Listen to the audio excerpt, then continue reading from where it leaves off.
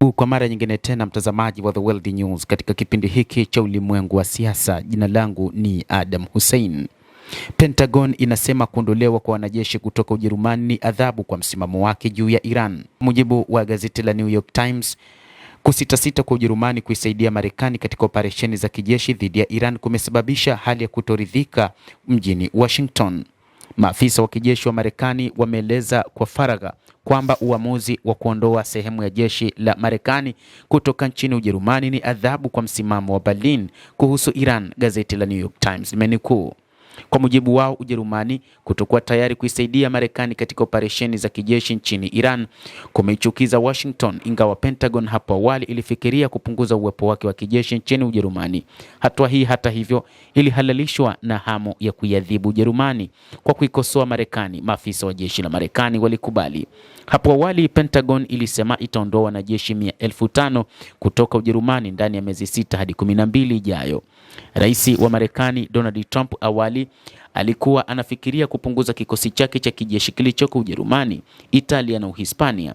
Kiongozi huyo wa Marekani hakueleza sababu za hatua hiyo ya Ujerumani, lakini kauli hiyo imekuja baada ya kansela wa Ujerumani Friedrich Merz kukosoa kampeni ya rais wa Marekani Donald Trump ya kivita huko nchini Iran. Friedrich Merz amekosoa kampeni ya kijeshi ya Washington dhidi ya Iran, akiashiria ukosefu wa mkakati wa wazi.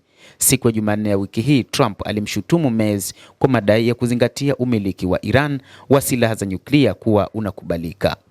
Hata hivyo, rais huyo wa Marekani amemwambia Merz kwamba aachane na mpango wa Iran na ajihusishe na vita vya Ukraine, aweze kumaliza vita hivyo kama anaweza. Ni kauli ya rais wa Marekani Donald Trump kwa kansela wa Ujerumani Friedrich Merz.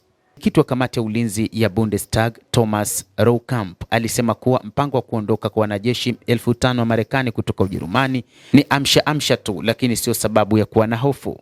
Ushirikiano wa usalama sio mpango na NATO sio soko. Hii ndio sababu uchochezi wa mara kwa mara wa rais wa Marekani haukubaliki.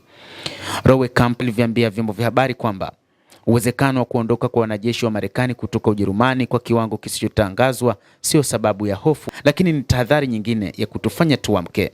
Kwa Ujerumani, alisema hii ina maana kwanza kabisa wajibu zaidi. Lazima tusiruhusu kupotoshwa. Lazima tuimarishe uwezo watu wenyewe. Roukamp alisema Ulaya lazima isimame yenyewe katika masuala ya sera ya usalama na tayari tumechukua mkondo huu. Ujerumani inachukua jukumu hili na taratibu itapitisha uwezo wa kawaida wa Marekani pamoja na washirika wake wa Ulaya katika NATO. Mtazamaji, endelea kutufuatilia, lakini usisahau kulike, usisahau kucomment, kadhalika kusubscribe channel yetu hii upata habari hizi kwa mapana kupitia The World News. Naitwa Adam Hussein, endelea kuwa nasi wakati wote, endelea kutufuatilia.